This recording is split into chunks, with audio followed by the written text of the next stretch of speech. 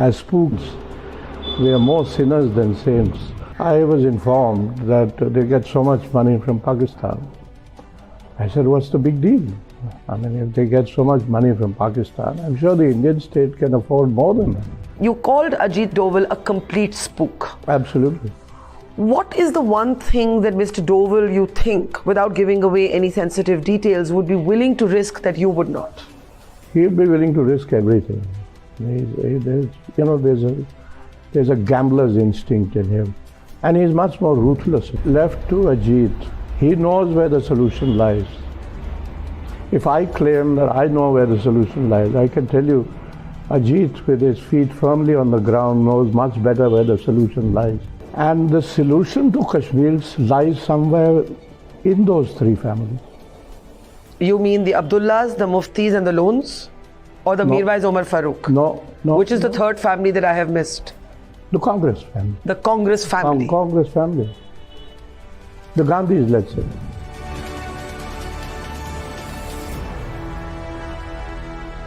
My guest today has been the former head of R&AW, the Research and Analysis Wing of India. He's one of the country's best known spooks, and he's also known for his blunt, controversial, often unusual approaches to intelligence gathering, and in particular to a subject that's been close to his heart for many decades, Kashmir.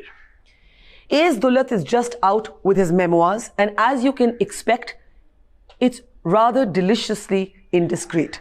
Called A Life in the Shadows, Mr. Dulat shines a light on many key episodes of his life and the characters he encountered, including an entire chapter on the present National Security Advisor, Ajit Doval. Dulat Sahab, it's good to see you after a long time. Always a delight talking to you, being with you. One of the things that struck me as I read this book is that you haven't given up one of your most controversial beliefs. And that belief was articulated in your earlier book as well, that you have to sometimes use money and friendship to engage with those who are working against the nation.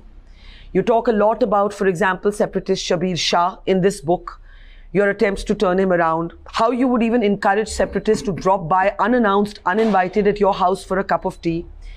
In your previous book, you had famously said, corrupting someone with money is better than killing them. And you got a whole lot of flack at that time for saying that. You've stuck to that view, that it's okay, the job of a spook is to engage and engage by any means. In today's environment, do you think there'll be any takers for this belief? I think the takers have increased, if anything, and we must remember that as spooks, we are not saints. We are more sinners than saints.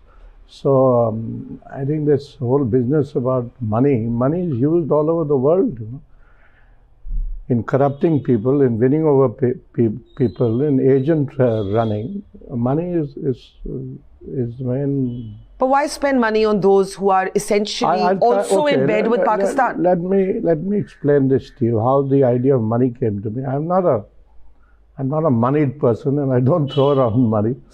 But, when I was involved with Kashmir many years, and I started dealing with the separatists, I was informed that they get so much money from Pakistan.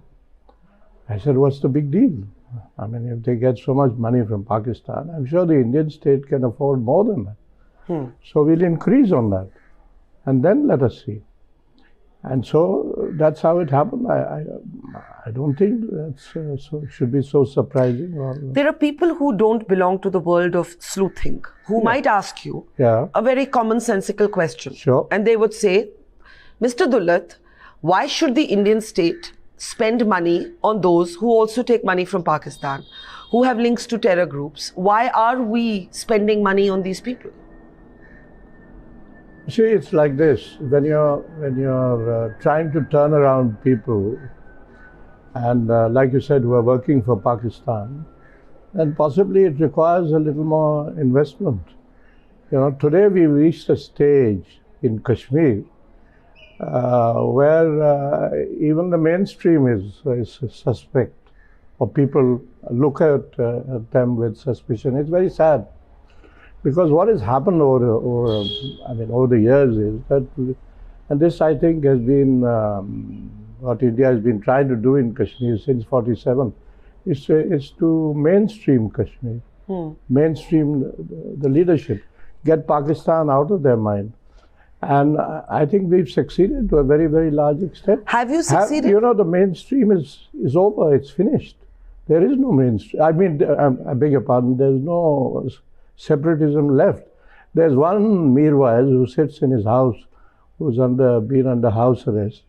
And I think he's sufficiently mainstream. If given an opportunity, I think he might contest the next election. You think the Mirwais Omar Farooq, if given a chance, would be willing to contest an election? Why not? Why not? He's never done it so far. These attempts have been made in the past. Yeah, they have been made. I was a part of those attempts. I'll be very honest with you. In 2002, in fact, you know, I had a long conversation at that time, or conversations for many, many days. To try and convince him to contest? With Lone Saab. And Lone Saab used to say to me that I am too old now. I am too old, but I will help you. And he used to keep hinting and indicating that our main target should be the Mirwais. But let me ask you this, you know, after all these years of... And I have had another theory, I'm sorry to interrupt you. You know, I said at the time of the 2002 elections that maybe it's time for Kashmir to have a national government, you know, of youngsters involving the separatists. And I mentioned the Mirwais, and I mentioned Sajjad Lone, and I of course mentioned Omar Abdullah, and I mentioned Mehbooba. So hang on, in the post-abrogation 370 Kashmir, or abrogation of 370 Kashmir, we're in a very different context. Let me first ask you, all these years of the Indian state covertly helping with medical bills, for example, of a Sayyid Ali Shah Gilani, even engaging at some covert level with Sayyid Salahuddin, who heads the Hizbul Mujahideen and has been in Pakistan for decades. What has it got people like you who believe that engagement is preferable to open hostility? What has it achieved? You know, we got Majid Dar across. I hope nobody's forgotten that. And I thought that was a very big catch for the intelligence agencies. Because, you know, although he was regarded as the 2IC to Salahuddin, he was really the brains behind the Hizbul Mujahideen. And he was willing to come across, and he was willing to join in the peace process. And you had talks with him at the Nehru guest house. He was willing to help in the... But the entire faction of the Hizbul Mujahideen that came across and engaged with the Indian state was eliminated. That's right. That's right. That's unfortunate that Majid was killed. Because I feel and I believe that if he had survived, maybe we were not good enough in protecting him. I believe that if he had survived, he would have helped in the political process. He would have helped in engagement. He would have helped in negotiations. As you know, the Home Secretary of India went up to Srinagar to meet with his I remember covering those talks, but I want to ask you, how do you trust an asset who's taking money both from you and the Pakistanis? Well, that depends on the asset, and it depends on the handling officer, you know. How much trust you have. I've engaged with the Mirwais. I don't know what he gets from Pakistan or what he doesn't get. And I've engaged with the Mirwais, and he's been very honest with me, very open with me. So you do not... I mean, he doesn't say a lot of things which he has said to me in public. But for instance, I believe the ideal combination in Kashmir today would be a combination of the two Omars, you know. Mirwais Omar Farooq and Omar Abdullah. And Omar Abdullah, it's the best combination. So you do not regret... With Mehbooba, why not? You do not regret having used resources, financial resources of the Indian state to engage with both separatists and militants? Not in the least. And I'm asking the question. I'm answering your question. Do you believe that people are not being paid today? Political parties have been set up in the mainstream. You know that. Let's talk about today. What you've described is the Dulat doctrine. Today, Kashmir is Today, Kashmir is directed by the Doval doctrine. Fair enough. And there is a chapter And I on Mr. admit Doval. that the Doval doctrine is always superior to my doctrine. What makes it superior? What makes the Doval doctrine superior to the Dulat Because doctrine? he is a better spook than I am. In what way? In every way. He's the complete spook. Give me an example of that. Because he can do whatever I've done, and much more than that. You know, the muscular, muscular policy that has been followed in Kashmir post 2019 is, I think, Ajit's idea, and I think it has worked to a large extent. Even though you're ideologically opposed to it, you believe it's worked? Of course. You know, this is the whole thing. There was a lot of ruckus about the last chapter in this book. I think people missed the main idea. The main idea in that last chapter, if you read it properly, was the point I was trying to make is that we can differ, we can disagree, but we can still be friends. And we have worked together and we understand each other. So the last chapter in this book for the audience is a chapter on the National Security Advisor Ajit Doval, and it's filled with really, really interesting detail, including a fascinating story about how during Operation Black Thunder, you actually say that Ajit Doval poses as a rickshawala with links to the ISI and manages to get inside the Golden Temple complex. Speak a little bit about this completely fascinating nugget of history. You see, the point is, I don't know the truth. This is part of the Doval legend, and the legend is being built. You know, the legend is not over yet. But whether he was masquerading as a rickshaw puller or not, I wouldn't know. But this much I'm sure of, that he played a very key role in Black Thunder, in getting intelligence out of the Golden Temple, however he did it. And as you know, he got the Kirti Chakra for that, which no other intelligence officer has got. So he has done things which are quite remarkable. Now, if he actually posed as an ISI agent and got inside there, I think that's unique in the history of Indian spooking. You know?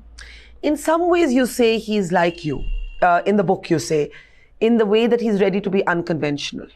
He's ready to take risk. He doesn't really... Much more than me, much more than me. What do you think is the riskiest thing Mr. Doval has done? No, I don't want to get into those things. There are certain things that we don't talk about.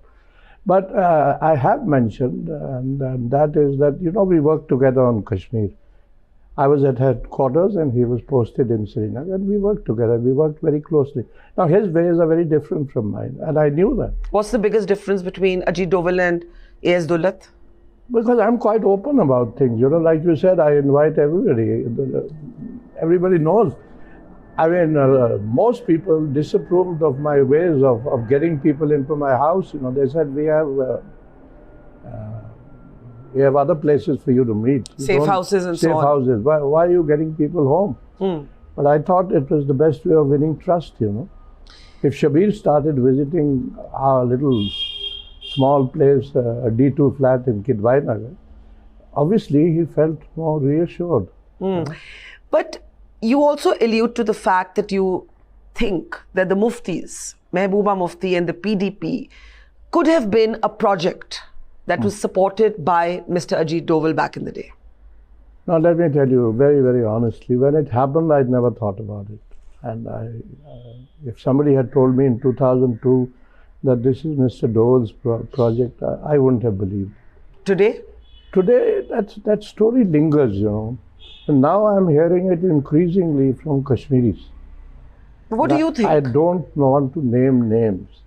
And these include some people who were in the PDP or are in the PDP or whatever it is, that there were people from Delhi who encouraged us. They may not name names, but obviously there was a hint that Ajit may have helped in it. I don't know. I can't either accuse him or give him credit for it. But what is for sure is that, and I mentioned that in the book as well, that, you know, it's the coincidence that when Farooq came back to power for the third time in 1996, it was exactly the same time that Ajit Doval was posted to Srinagar. So I suggested to him, I said, I have been invited for the swearing in. Why don't you come along with me? It'll be the best introduction for you with the new chief minister. And he came. And I took him straight to Gupkar Road, introduced him to Farooq, and I said, this is our best intelligence officer that we are sending here. But the chemistry didn't work. Ajit Doval and Farooq Abdullah. Yeah, it didn't work. You know, they are different types of people. It's not easy to get along with Farooq, incidentally. You know, and it's not easy to get along with Ajit Doval also. You have to know. So he found it easier to drift towards Mufti Sahib.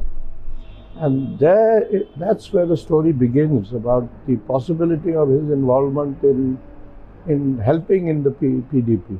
I don't think he was in a position to really be instrumental, but yeah, we all have our likes and dislikes. And in 2002, I can say, or between 96 and 2002, Ajit was much closer to Mufti Sahib than to Farooq Abdullah, and I was much closer to Farooq than to Mufti Sahib. But we all had to deal with everybody.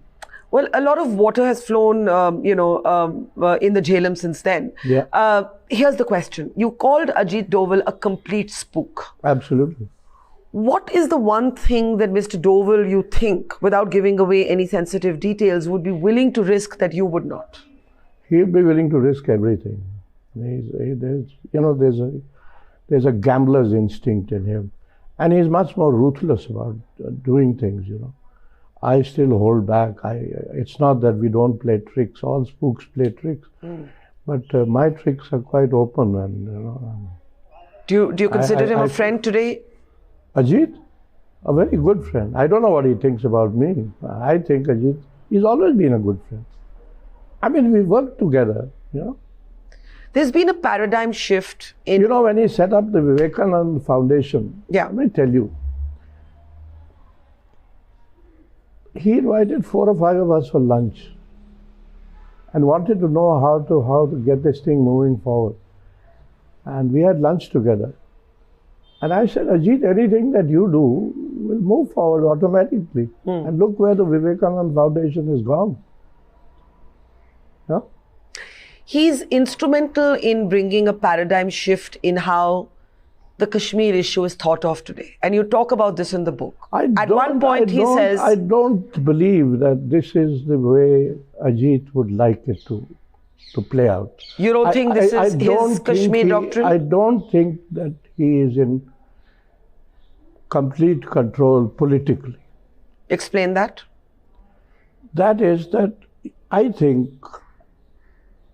And this is a question I was asked the other day, that is the situation irretrievable in Kashmir? I said it is not irretrievable. Kashmir is never irretrievable. I think the script is very clear. You know, this is the way you should go about it. And I think Ajit is smart enough to understand that. But when you say... why is he not doing that? But when you say that you don't think... And he's not doing that because of the fact that there are also people in the government who say that we want to finish these 3 families.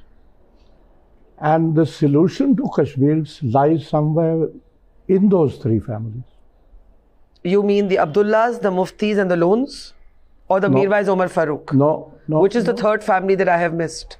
The Congress family. The Congress family. Congress family. The Gandhis, let's say.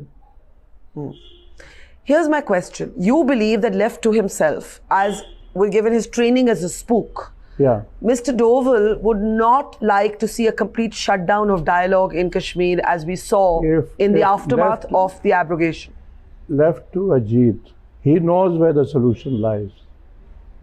If I claim that I know where the solution lies, I can tell you, Ajit, with his feet firmly on the ground, knows much better where the solution lies. But let's also acknowledge... Why he's not following that, I don't know. Because the political environment has changed. The fact is that even political parties that would have been softer on Kashmir today would not take that view. There is a larger public opinion that any government has to be mindful of. But the public opinion has been created by the government. The public opinion on Kashmir, I don't think the public knows very much about Kashmir. You know, it's all right to go on holiday in Gulmarg and Pahalgam, but what do people in Delhi know about Kashmir? How many people go there and feel for Kashmir or get even a feeling of Kashmir. I was there in June, earlier this year in the summer, and I was surprised that the situation has come to such a pass that Kashmiri now says we expect nothing from Delhi. It's over. But it's never over. It's not over. The response to the abrogation was quite muted on the streets of the valley. There was, of course, a clampdown.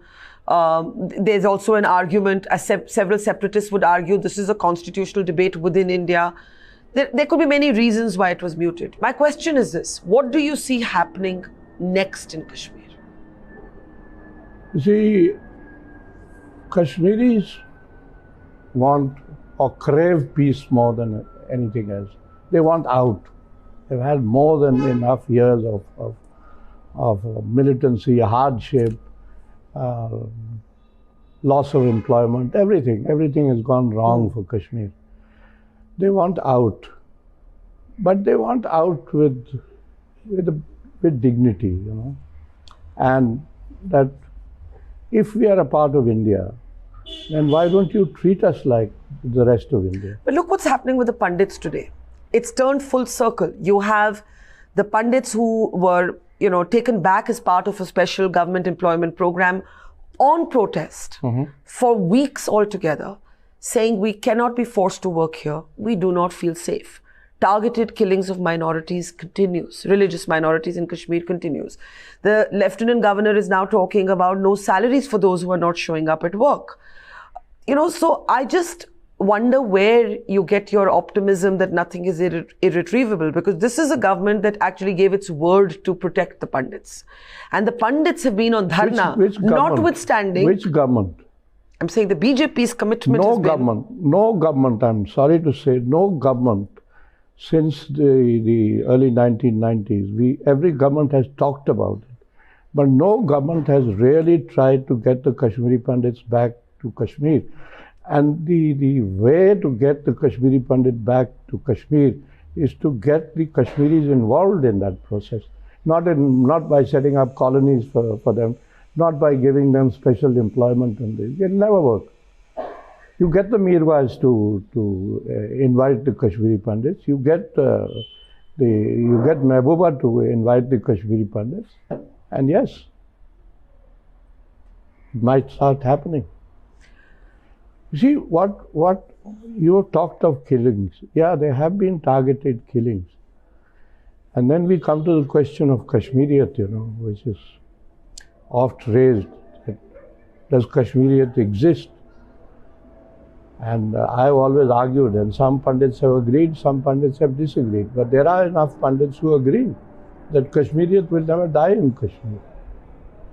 So if Kashmiriyat doesn't die in Kashmir, then surely somebody should be able to devise ways of getting the Kashmiri Pandits back.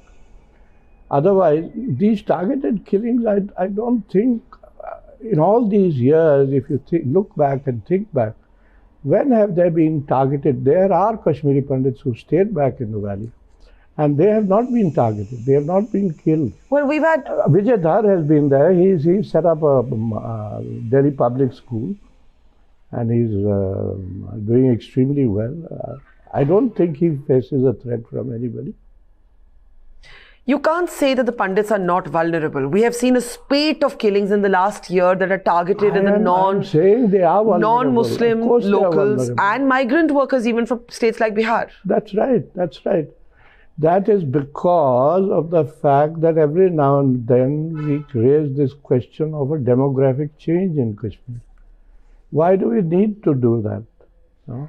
Even if that is a project in hand or a project being thought of, surely it can be done in more sophisticated ways than making announcements. Now the Kashmiri Pandits' ultimate fear, and this is it's not post 2019. Let me clarify this. I heard this at least 20-25 years ago when I was still around, that one day we will be reduced to a minority in our own state. Yeah, the Kashmiri Muslims fear, you mean. Let's But come... Kashmir is Muslim, no? It is 95 or 98% Muslim. Which doesn't mean it's not the homeland of the pandits, but let's come back to the book. Let's come back to the book because... No, I don't disagree with you. Of course it is the homeland of the Kashmir. I think the disagreement is what should happen with the pandits. I mean, can the pandits I feel the pandits must go back. I agree. But they can't be there against their will. Right now they're being made to work against their will there. So that is why I said, Barkha, that is not the way to do it. Right. So I want to Why don't you remember once Shabir Shah went out to the camps in Jammu. I don't know how sincere he was, but he did go and say, we want you pandits back. I think the Mirwais would still be prepared to lead the way.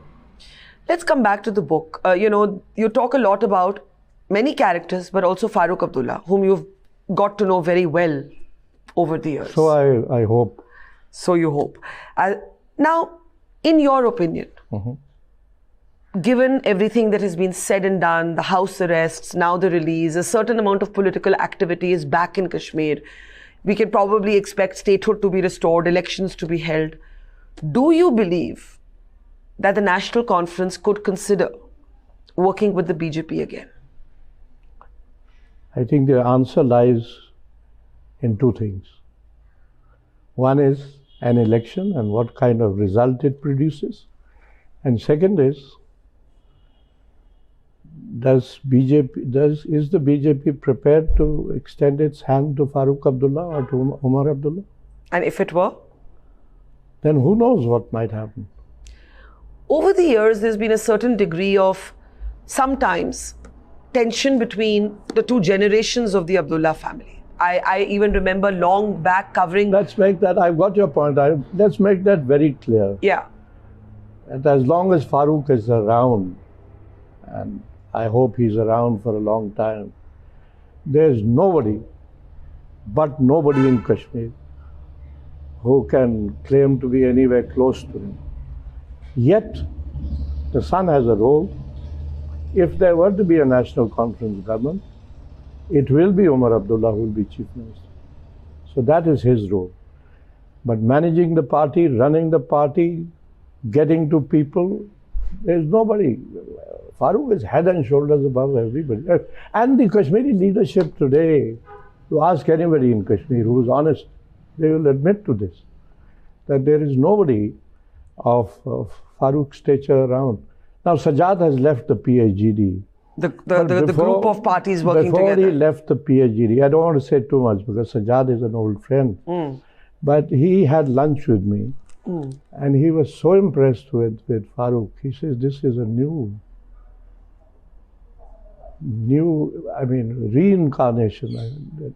He is so sort of obsessed with Kashmir and getting Kashmir back on the rails. Let me ask you this before we move away from Kashmir. If you had lunch with your old friend, good friend, Ajit Doval, and you had to give... I've had lunch with him many times. When was the most recent time? No, unfortunately...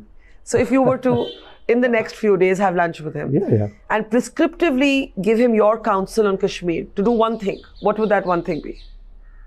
I told you, he knows better than me. He knows what to do. Which is? I don't need to teach him how to suck eggs, He knows better. He can teach me a hell of a lot. He knows what is to be done. Yeah, but if he once did ask me long ago, what should we do on Kashmir? He especially called me to the PMO and said, what should we do on Kashmir? I think that was when the muscular policy was evolving in his mind. And I said, Ajit, you know me. I'm very clear. Engage, talk, meet. He said, no, bahut ho gaya. Ab danda lagayenge. Maine kaha, lagao danda. I think at some point in the book you say he's the danda and you're the carrot. That's what Mr. Narayanan once said, that if there was a carrot and stick policy, then Doval is the stick and Dulat is the carrot. Yeah, he would send us there alternately. Let me end from the book with something not connected with Kashmir or politics. Prince Charles. or King Charles now. King Charles. And you spend a reasonable amount of time with him, 12 days. Wonderful days. Looking after him when he comes to India. And you describe a lunch that Charles has with Indira Gandhi where he comes away singularly uncharmed. So talk about that. I don't know about the lunch because I was only outside hanging around with the High Commissioner. Obviously, you know, it was a family lunch, and I think Mrs. Gandhi did it the right way. That she had just a family, herself and Rajiv and Sonia and Manika, and there was Charles. And probably she had nothing to say to him, you know. What do you say to a youngster? He was about 32 that time. And Mrs. Gandhi had this thing about youngsters. They need to be kept in their place. I mean, it was the same with the King of Nepal, you know. I used to be in Kathmandu. And whenever King Birendra came here, in the streets of Kathmandu, I would hear the Nepali say, "Ke Mummy ne bulaya hai." So they knew that Mrs. Gandhi meant business, and she didn't waste her time on kids. And he comes out and says? He comes out and John Thompson said, "Your Highness, how did the lunch go?" He says, "Don't ask me. I met people all over the world, but this woman freezes you, you know." Well, there are many She could freeze you and she could charm you. She could freeze you and she could charm you, and I think Henry Kissinger would testify to that in the writings that he had about Indira Gandhi. That's right. But A.S. Dulat's memoir, A Life in the Shadows, is out. There's a lot more that we couldn't cover, so do pick up your copy.